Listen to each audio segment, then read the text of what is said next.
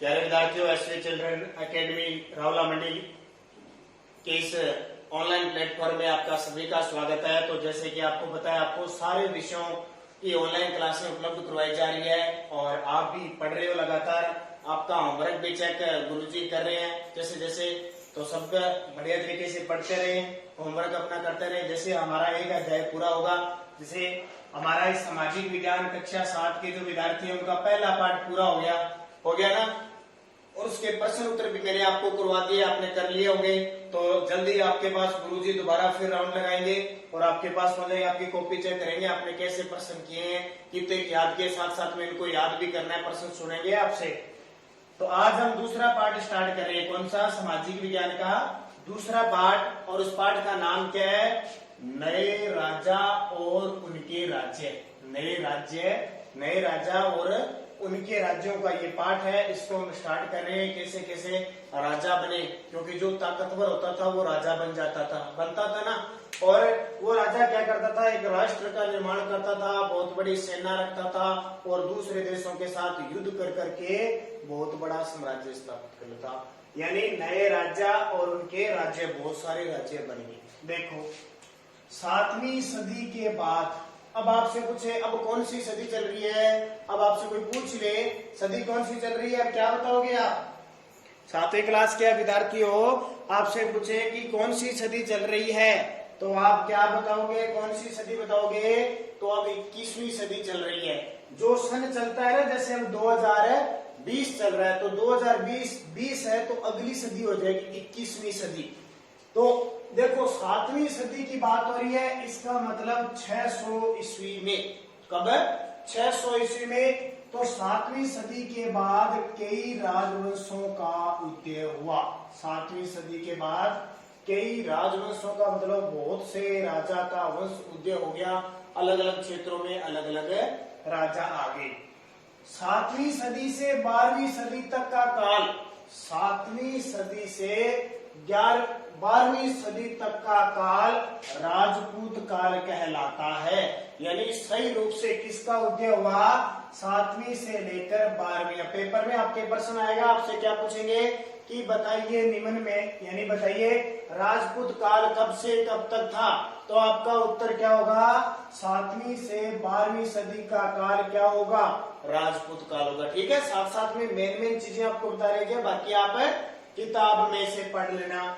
अब आगे देखो, 7वीं सदी में उपमहाद्वीप के विभिन्न भागों में बड़े भूस्वामी, 7वीं सदी में जो उपमहाद्वीप मतलब हमारा भारत हिंदुस्तान एक उपमहाद्वीप में है। उपमहाद्वीप क्या होता है? जिस क्षेत्र की खुद की क्या होती है? संस्कृति होती है, रहन सहन होता है, उसका सारा जितना भी विभाग उसके अंडर में होता है वो महाद्वीप होता है। यानी जिस देश के साथ बहुत सारे राज्य मिले होते हैं और उन राज्यों की सारों की संस्कृति एक ही होती है, वो क्या कहलाता है? उपमहाद्वीप कहलाता है। ठीक है, कि विभिन्न भागों में बड़े भूस्वामी। अब एक क्षेत्र में बड़े बड़े लोग तो भूस्वामी होंगे ना, जिनके पास बहुत सारा क्या होगा? जमीनें होगी, पैसा होगा, और योद्धा सरदार, बड़े बड़े सरदार अस्तित्व में आए। ठीक है, बड़े बड़े बहुत सारे लोग जिनके पास खूब सारी भूमि थी, उनके पास लोग भी थे, योद्धा थे, बलवान थे, लड़ाई करने वाले क्षत्रिय थे, वो अस्तित्व में आ गए। राजा लोग प्राय उन्हें अपने मातहत या सामंत के रूप में मान्यता देते थे। जो राजा थे वो प्राय उन्हें अपने मातहत को या सामंत के रूप में मान्यता देते थे। सामंत कौन होता था? जो राजा की देखरेख करता था, राजा के सारे काम करता था, राजा को उपहार देता था, जिसके बदले राजा उनको क्या देता था? बहुत सारी जमीनें देता था, बहुत सारा पैसा देता था, उनके परिवार की रक्षा करता था। वो कौन होता था? सामंत। और सामंत किसकी रक्षा करता था?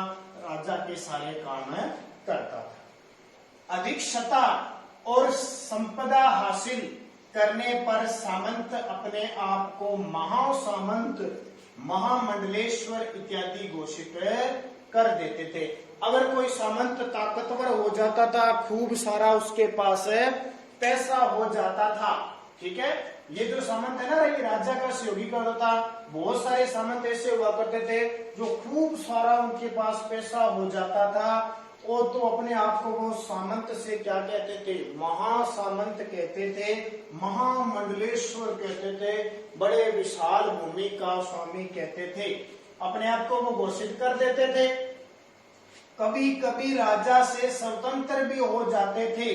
कई बार तो क्या होता था, राजा कमजोर होता था तो वो क्या हो जाते थे, स्वतंत्र हो जाते थे और खुद राजा बन जाते थे। ध्यान रखना, दक्कन में राष्ट्रकूटों का राज था। दक्कन है ना, आज आपको नाम सुना, मुंबई मुंबई मुंबई के पास क्या है, दक्कन। तो दक्कन में एक वंश था राष्ट्रकूट, जैसे हमारे राजस्थान में राजपूत थे ना, राजपूत, महाराणा प्रताप जैसे। तो राष्ट्रकूट था। शुरुआत में वे कर्नाटक के, ये कर्नाटक जानते हो ना, कर्नाटक राज्य है अपना, कर्नाटक 28 राज्य है ना अपना, सारे छोटे छोटे, तो सारे जानते हो, जैसे राजस्थान, पंजाब, हरियाणा, जम्मू कश्मीर। ऐसे कर्नाटक के चालुक्यों के सामंत थे। कर्नाटक के चालुक्यों के सामंत थे। कौन है ये, पहले राष्ट्रकूट, यानी एक चालुक्य वंश था, उनके सामंत थे। 8वीं सदी के मध्य में एक राष्ट्रकूट प्रधान, 8वीं सदी के मध्य में एक राष्ट्रकूट प्रधान दंती दुर्ग ने अपने चालुक्य स्वामी की अधीनता से इनकार कर दिया। क्या किया, एक राष्ट्रकूट प्रधान था दंती दुर्ग, ये दंती दुर्ग ने अपने चालुक्य स्वामी, क्योंकि स्वामी किसके थे, चालुक्यों के सामंत थे, तो चालुक्य उनका स्वामी था, कि अधीनता स्वीकार नहीं की उसने, यानी वो पावरफुल हो गया, राजा से ताकतवर हो गया, उसे हराया, इस चालुक्य स्वामी को हरा दिया और हिरण्य गर्भ यानी सोने का गर्भ नामक एक अनुसंधान किया। बड़ा सारा बहुत बड़ा धार्मिक यज्ञ किया, जिसमें लोगों को सोना बांटा और खुद क्या बन गया, राजा, और उस चालुक्य स्वामी की अधीनता इसने स्वीकार नहीं की। फिर क्या है, जब यह अनुसंधान ब्राह्मणों की सहायता से संपन्न किया गया, क्योंकि पहले यज्ञ वगैरह कौन करते थे, ब्राह्मण करते थे, तो इसने क्या किया, इस चालुक्य को हराकर ब्राह्मणों की सहायता से क्या किया, यज्ञ किया, और उनकी सहायता से इसको संपन्न किया जाता था। तो यह माना जाता था कि इससे याजक जन्मना क्षत्रिय न होते हुए भी क्षत्रिय के रूप में दोबारा क्षत्रियत्व प्राप्त कर लेगा। यानी अगर कोई क्षत्रिय समाज में नहीं, क्षत्रिय क्या होता है, लड़ाई, युद्ध होते हैं, लड़ाई करने वाले, अगर वो क्षत्रिय समाज में नहीं जन्मे, याजक है कोई किसी में, अगर वो धार्मिक अनुष्ठान कर लेता है, ताकतवर हो जाता है, जीत जाता है, तो वो अपने आप को क्या कहलाता है, क्षत्रियता, यानी क्षत्रिय होते हैं, वो लड़ते हैं। क्षत्रिय क्या करते हैं, जो योद्धा होते हैं ना, युद्ध भूमि में मारे जाते हैं, और वो क्षत्रिय होते हैं। उद्यमी परिवारों के पुरुषों ने अपनी राजशाही कायम करने के लिए, उद्यमी परिवारों के पुरुषों ने अपनी राजशाही कायम करने के लिए सैन्य कौशल का इस्तेमाल किया था। सैन्य का मतलब सैनिकों का इस्तेमाल किया था। जो बड़े बड़े उद्यमी परिवार है, बड़े बड़े लोग हैं, उनके पुरुषों ने अपना अस्तित्व, राजशाही मतलब होता है अपने राजा जैसी ताकत बनाने के लिए उन्होंने अपना एक संगठन बना लिया, फौज बना ली, पूरी इस्तेमाल किया। मिसाल के तौर पर कंदम म्यूर शर्मन, एक व्यक्ति था म्यूर शर्मन, और दूसरा गुर्जर प्रतिहार वंश थे, वो क्या थे, ब्राह्मण थे। वो देखो थे ब्राह्मण और बाद में क्या बन गए, क्षत्रिय बन गए ना, क्योंकि युद्ध लड़ा और किया। जिन्होंने परंपरागत शस्त्र अपनाकर क्रमशः कर्नाटक और राजस्थान में सफलतापूर्वक राज्य स्थापित किया। ठीक है, ये जो कंदम म्यूर शर्मन थे, इन्होंने तो कर्नाटक पर राज्य स्थापित किया, और गुर्जर प्रतिहार ब्राह्मणों ने कहा किया, राजस्थान में किया। तो इन्होंने परंपरागत रूप से काम किया और क्षत्रिय बन गए, और क्षत्रिय बनने से क्या हुआ, इन्होंने सफलतापूर्वक राज्य स्थापित कर लिया। ये तो थे राजा, बाद कैसे राजा बना, कैसे वंश बने। आगे देखो इनकी और कहानी क्या होती है।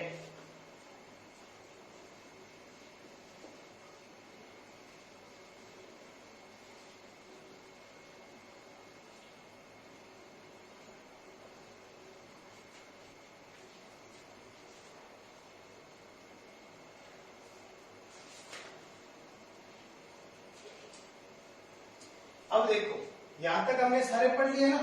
अगले क्या है, राज्यों में प्रशासन। राज्यों में प्रशासन कैसे काम करती थी राज्यों, जैसे आज हमारा जिला कलेक्टर है, पुलिस वाले क्या क्या काम करते हैं, कैसे करते हैं, वैसे जो राज्य होते थे उनके राज्यों की प्रशासन व्यवस्था कैसी होती थी। तो ध्यान रखना, राज्यों में राजाओं में से कईयों ने राज की उपाधि, जिसे राजा हुआ करता था, राजा जब ताकतवर हो जाता था तो वो राजाओं में राजा था, राजाओं में राजा, यानी बहुत सारे राजाओं में जब एक राजा ताकतवर होता था ना, तो आपस में क्या होता था, राजाओं में राजा, इसको कहते थे महाराजा धीराज, महाराजा धीराज कहा जाता था। ध्यान रखना, जब राजाओं में राजा होता था तो वो कौन सी उपाधि धारण करता था, महाराजा धीराज। कौन सी, महाराजा धीराज जो उपाधि है वो धारण करता था। त्रिभुवन एक उपाधि होती थी, त्रिभुवन चक्रवर्तन, त्रिभुवन चक्रवर्तिन, यानी तीनों भूमियों का स्वामी, तीनों लोकों का स्वामी, तीन भुवनों का स्वामी अपने आप को कहता मैं त्रिलोकी हूं, मैंने सब कुछ जीत लिया। इस तरह की बहुत सारी उपाधियां धारण करते थे, ध्यान रखना, और सबके साथ साझेदारी रखते थे। इसके साथ किसान हो गया, इतना बड़ा उपाधि लेने के बाद भी व्यापारी हो गए, ठीक है, किसान हो गया, आपका व्यापारी हो गया, ब्राह्मण हो गया। ब्राह्मण के संगठनों के साथ साझेदारी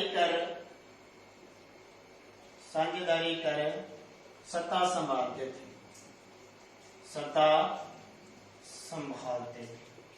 ठीक है।